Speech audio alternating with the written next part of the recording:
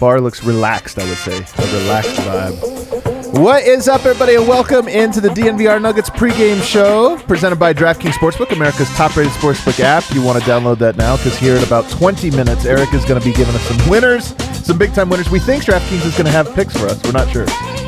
Maybe I'll look right now. Maybe we should look. We have a really fun show. I'm excited. First of all, shouts to Europe, shouts to Serbia. You guys finally get a game that is before your bedtime or your awake time. So we see you. We're excited to have everybody here. We're going to talk about awards, guys. Jokic, he's front runner for MVP. Almost a lock, not quite a lock. He's got a little bit more work to do, but almost a lock. In my opinion, people I know are panicking about this or that. It's not the case. I'm telling you, it's not the case. By the way, I'm going to be in a straw poll on ESPN. There was that one earlier in the year. You remember? I was part of that one. There's this one, and I am told. I don't want to spoiler. But I am told that Jokic heavy favorite amongst people being polled here. And I'm telling you, this is why I'm confident. I talk to people who actually have votes. Did you have Jokic one? He has to do a little bit more because I'm worried about the defense. That's what I was going to say. And I'm worried about the record. Right. And their record in a stacked Western Conference doesn't really stack up to like Philly's record in the East. It's the same record. Yeah. It's so funny. All right, good point. So we're going to talk about awards. Most improved player. Can Michael Porter win that? Can Malone win Coach of the Year? Tim Connelly, Executive of the Year. We got that one. We're going to play a game of What's More Impressive. That'll be fun. Ooh. And then, of course, as I mentioned, the bets. But first, the man with the wind in his hair, the Peloton Prince, who's back on the Peloton. I'm told. Back, baby. You don't even have to be told that. You can just look at the man. You can just see that jawline. It's back. What do we know about this game? So on the injury front, Jaylen Brown and Jason Tatum are both in. They're both playing. They were questionable, but they'll be playing today. So big test for Aaron Gordon. I'll be excited to see that matchup. For the Nuggets, Jamal Murray is out for a fourth consecutive game. He was going through warm-ups, and Denver declared him out while he was going through warm-ups. What that tells me is he was never really going to play today. He was listed as questionable, but he was probably always going to sit. Oh, that's interesting. And I saw a video in warm-ups Katie Wingy posted of him screaming, "I'm back." Yeah. That was a lie. I guess for tomorrow, maybe? He's back tomorrow? He's physically back. Yeah. Maybe he thought he was playing. Maybe it was closer to a game-time decision this time. They do have a back-to-back, and so it is weird to come back on the front end of a back-to-back. Yeah. I mean, right. Probably, I would guess. I would put money down. If DraftKings had this line, I would bet on him being back tomorrow. Yeah. Let me check on that. Do they have that line? No, they do not. They don't. Nope. But I mean, my read is, look, Denver's won 17 of 20. They're finding ways to win games without him. I don't think they want to rush him back. And if you look at the schedule or the portion of the schedule that they're in, this is probably the right time to have him sit some games. Michael Malone pregame, kind of going along with the theme that I wrote about a couple days ago, that the Nuggets' biggest opponent right now, it seems like, is themselves. He said, I think we have one of the best offenses in the NBA. When we don't beat ourselves, we're really hard to guard.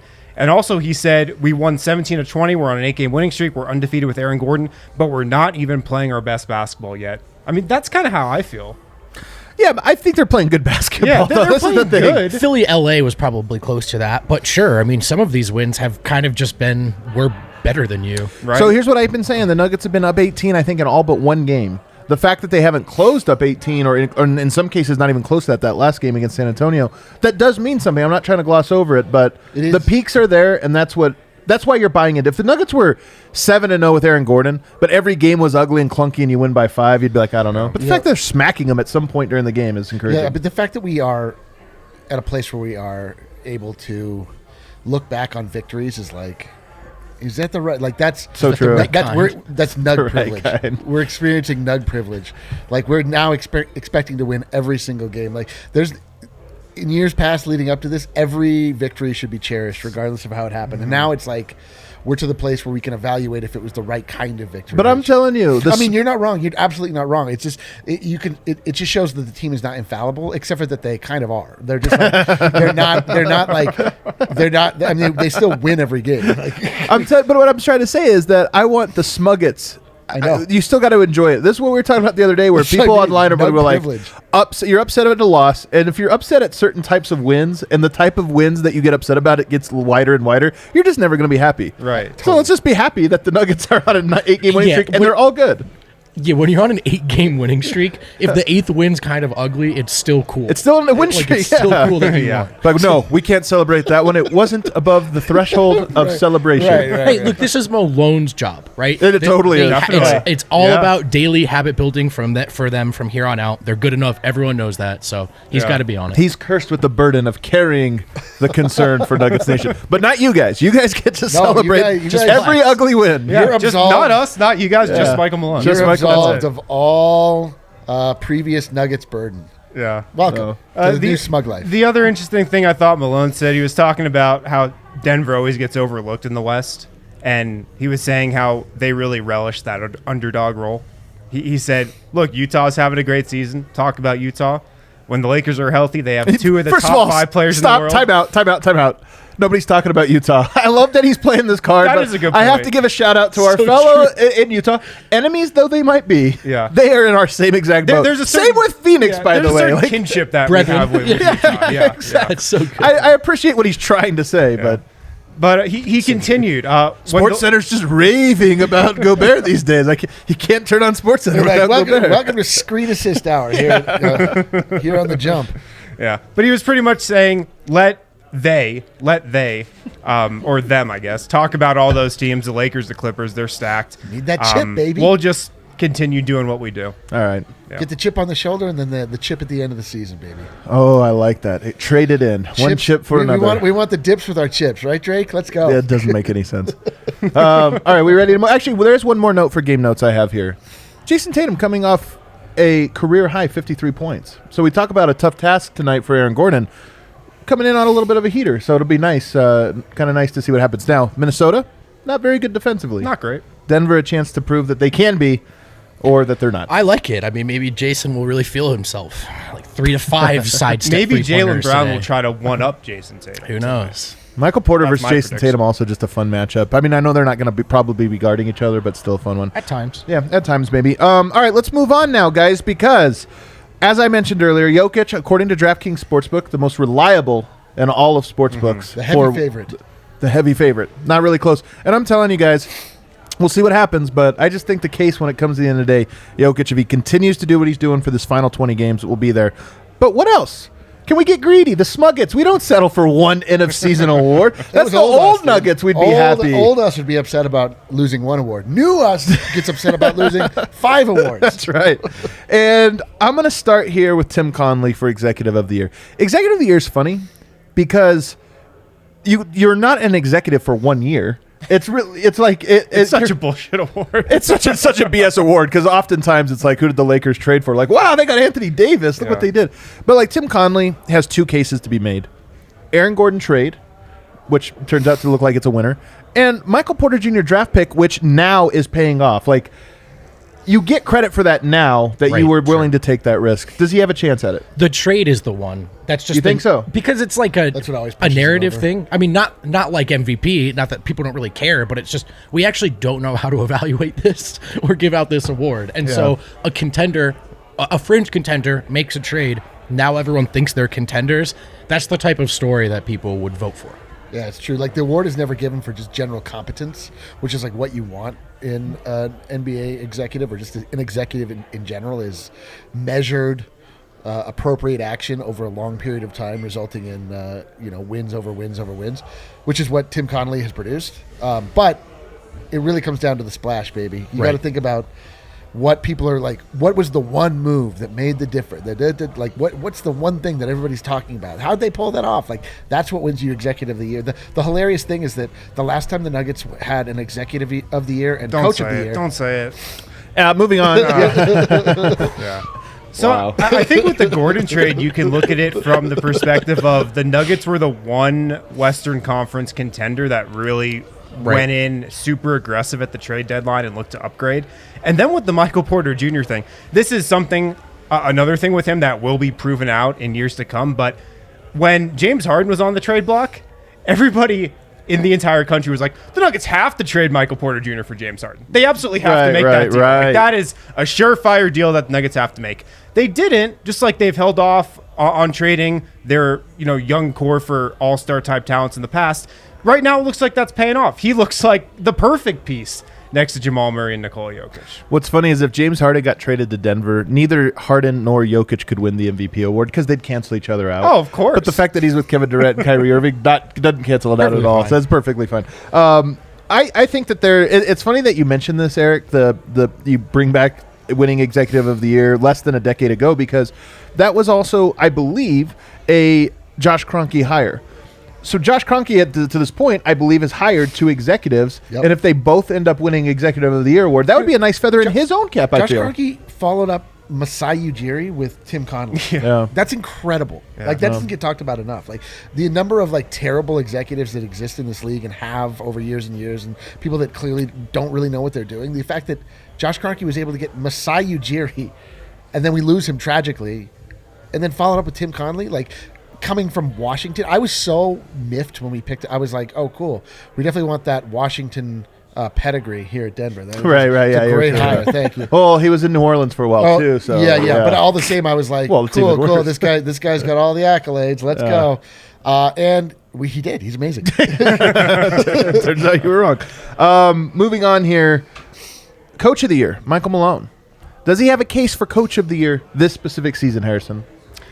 Well, I think if you look at what he had to battle through early on this year, the COVID stuff with Porter, the injuries, how banged up Denver was, and then kind of integrating Aaron Gordon, that's been something that he's done really well. And this is also another one that is kind of, you have to think about year over year, how Michael Malone's just handled Michael Porter Jr. Right. I mean, we've obviously talked about this a lot. We've criticized him for it in the past, but now it seems like he's brought him along slowly and as perfectly as possible, right? Do you think his name's going to be brought up? I don't.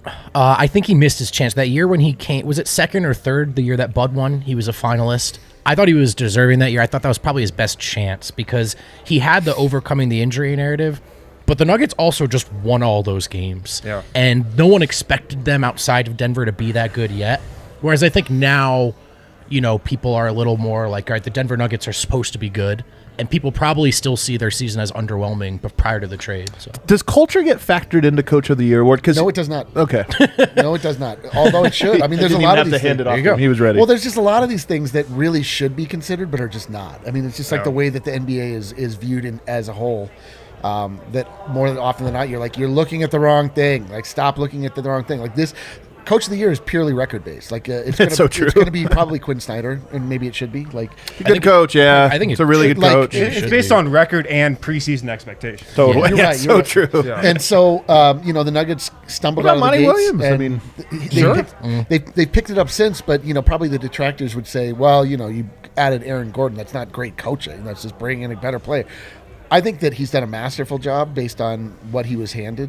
Obviously, I mean, we've talked a lot about bringing in 7 new players, finding the balance of egos, allowing the team to sort of flourish under its own definition and be who they are. But don't bet that. He's not going to. That's a great point because on paper, and this roster is such an offensively first focused roster. It's gotten a little more even after the Gordon signing, but if you just look at how the roster is made up, I don't think this is the roster that Michael Malone would choose to coach. Right. There's not the defensive-minded, defensive-first players that he really just loves to lean on this team. So I think you got to give him credit for that too. That's an unanswered prayer for Michael Malone, though. He was handed, in many ways, the perfect roster for him. I think he actually knows this, though. I think Michael Malone's very appreciative of the fact that he was given Nikola Jokic. Oh, for sure. But it took him a while to stop trying to hammer the square peg into the round hole. Yeah. He wanted to create the team in his own image, and at a certain point he realized no, this should be just how Nikola Jokic goes, and we need to figure out how it works for Nikola Jokic. I've got my ideas, but it's just because I hadn't considered that this was an option. Right. And that process is different, by the way, than realizing that you have LeBron James on your team. I mean, Jokic just, over the course of Malone's tenure here, his importance rose every season. So, Michael Porter Jr. for most improved player. This one's interesting. So your contenders right now, I think, Julius Randle, Jeremy Grant, although Jeremy Grant's candidacy tailing off a little bit. The narrative, I think, is going to work against him when the Pistons are the worst team in the NBA. Right. But Most improved, Eric. What do you think? Again, yes, deserving. No, won't win. Will he be nominated? I don't even know. Will he be a top? The thing whatever. the thing is that his beautiful ascension, his arrival, if you will, came a little late in the season. We still were battling early season, protocol Mike, playing time Mike. Like, is Mike the right guy, Mike? And then, like, now it's no question. If he looked like this all year, like, no problem, absolutely. But it's when you're looking at trying to make a decision with a lot of good players in the NBA, you have to be like, well, like we're ruling out Joel Embiid from the MVP race. Like, he's just missed too much time. Same thing. Your numbers do spike, though, from your rookie season. And for him, like, actually playing. 9 points to 17 For points. sure. I think he's minutes very to 30. deserving of the award. I just don't think he'll win it. Well, I just mean to say, Eric, they don't typically give the award to people when you see that jump, right? From your rookie season to playable rotation piece. Like, obviously, the raw number jump will be big. So, like, obviously, is he one of the most improved players in the league? Yes. But just based off precedent, I don't think he's nominated. It's funny because you say the minute thing. Per 36, last year, 20.4. Per 36, this year, 20.3. Like, he just got more minutes. I mean, the efficiency's better, and obviously he has earned those minutes from being better at the margins. Sure. But at least point per 36 is the same. This is going to be one of those where we probably look back a year from now and the voters are like, how did we not vote him for most improved player when he's an all-star and averaging 20 points a game? Oh, I thought you were talking about the goatees. And just ascending to stardom, which...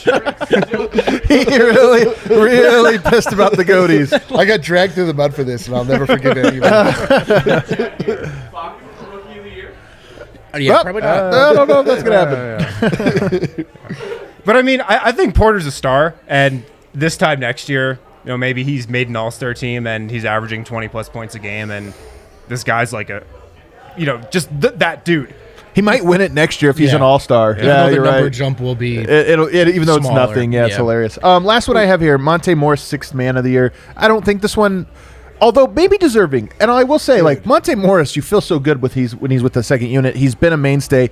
And then his quote the other night about, hey, coach, I want to go back. We need me on the bench. I'm going to go back there. Like, there's maybe 6 players in the NBA that would say that. He's one of them. The only thing is Denver hasn't really operated as if they have a 6th man, leading first guy off the bench, leading minutes off the bench. It's been different sections of the season. Yeah, we remember early on we were convinced that Will Barton had real candidacy for 6th man of the year, but then he just started every game. Right. So that's sort of like disqualified. He's 5th man of the year. Yeah, 5th man of the year. Monte Morris is 1st man of the year in my heart. Oh. Wow, that's pretty interesting. But I don't think that's part of what real quick, because we're behind a little bit, but which one of these? I think it comes down to Tim Connelly and Michael Porter Jr. is the most likely to win. Do you guys agree with that? And who do you think is maybe most likely? Wait. Jokic to win MVP is most likely, right? That one's out. Yeah. Oh, Tim Connelly, I think, is more likely. Does he have a real chance? Yes. Like, that's actually, to me, based off precedent. The way they hand out this award, it could go to him.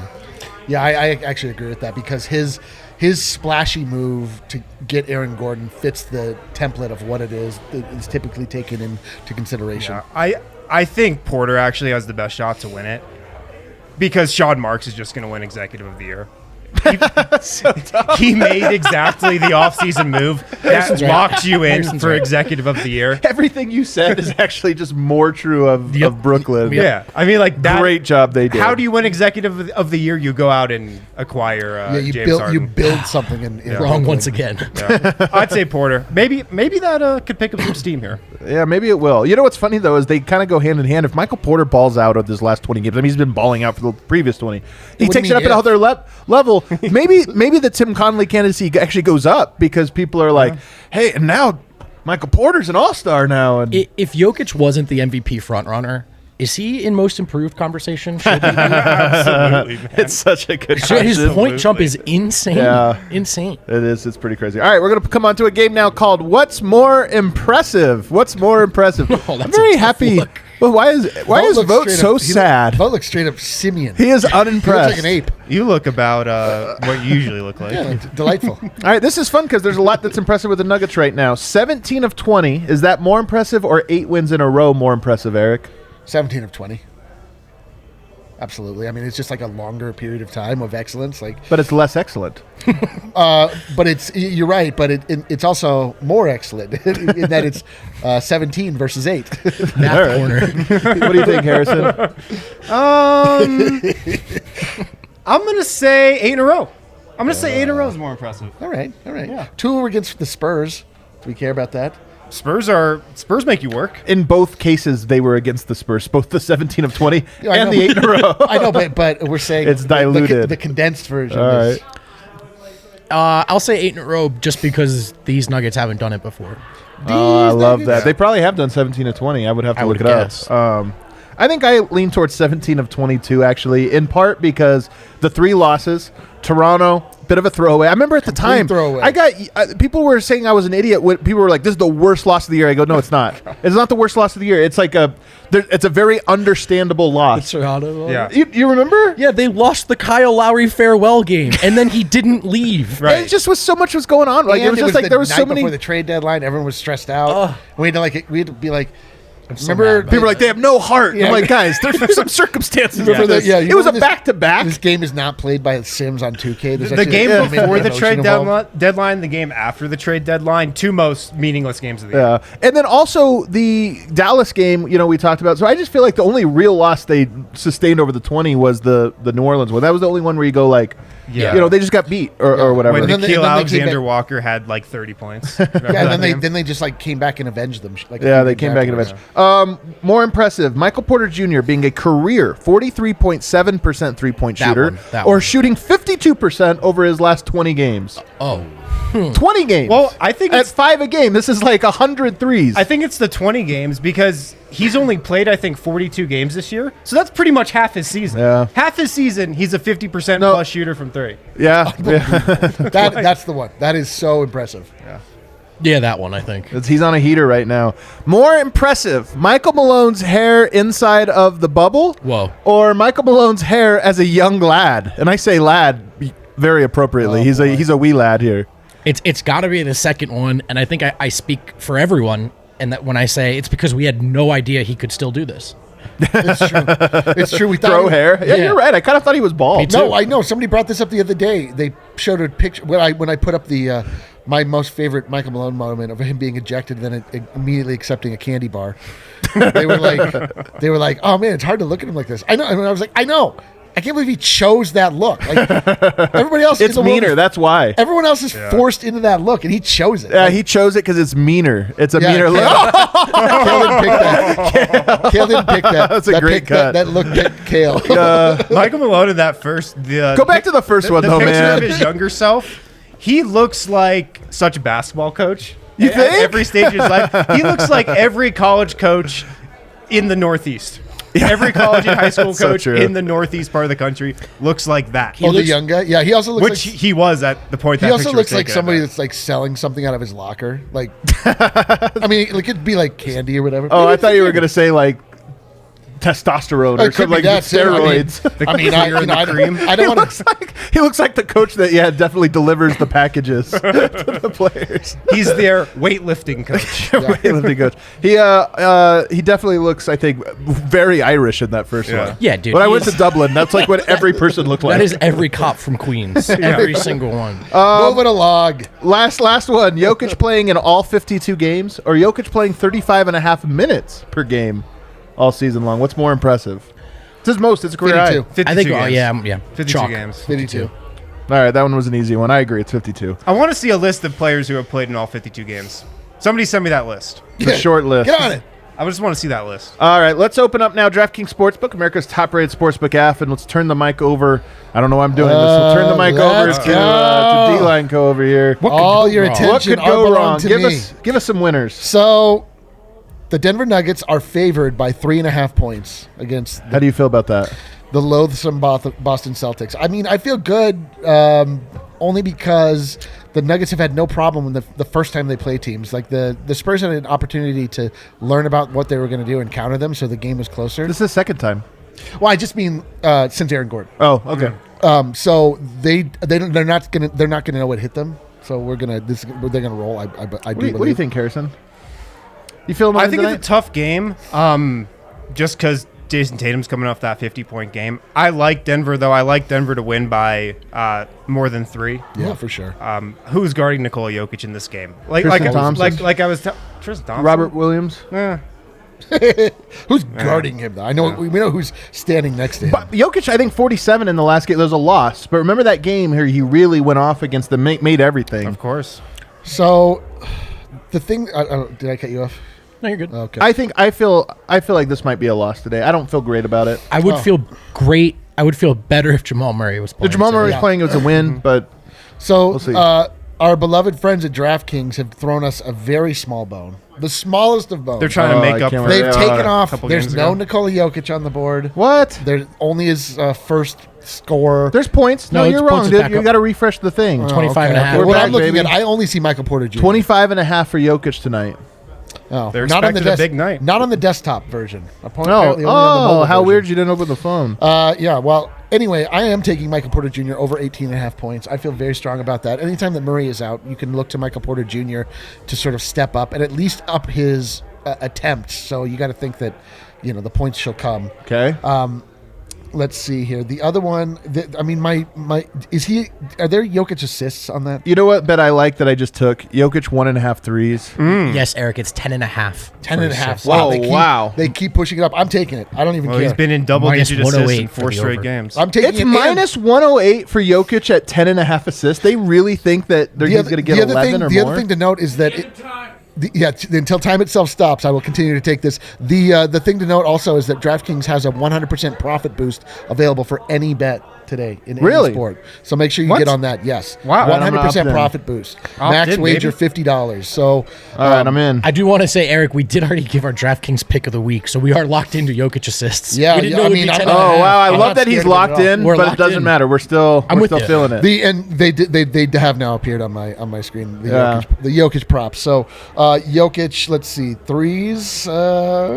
He's not been shooting them. All those threes look like stayaways to me, man. The odds on them aren't great. Well, let me see. What are Michael? 2.5 threes for Michael Porter Jr. I'm absolutely taking that. Is that?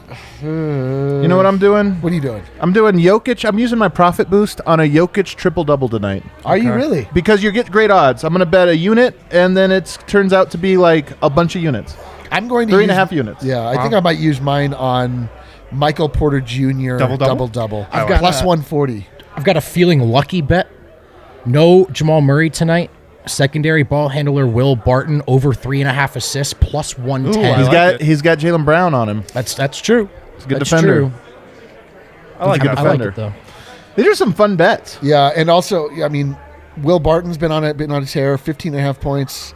They've been raising that. It was formerly at like 13.5. If we're taking Michael Porter Jr. double-double, do you like Michael Porter Jr. over 29.5 points, rebounds, and assists? It's like a 20. Can you get a 20 and 10 game today? Yes. For sure, yes. Yeah, because he's only going to have like one assist. Yeah. Points and rebounds. Yeah. I like my triple-double bet. I just feel like Jokic can get triple-doubles in his sleep. He gets them in the third quarter. The only time I'll be concerned about Jokic is like real I'm not saying he'll get it every game, but the only time I feel like he might not have a chance is when they're playing like the Pistons or something, and I'm like, I don't know if he's going to play the fourth, you guys. But tonight, I think he Right. plays 36 minutes, 35 minutes. Right. And I bet so too. Yeah. You know, Jokic playing that many minutes and not getting a triple-double, no, he's going to do it. Like I think he has a great chance at it. So, all righty, guys, thanks for tuning in. This was a fun one. This was a fun one. Shouts again to For Serbia. once. Watch live. Join us in the post-game show. We can't Serbia wait. Lounge. We got big brunch energy up in there. Big brunch is such big brunch energy right now. We'll see everybody then.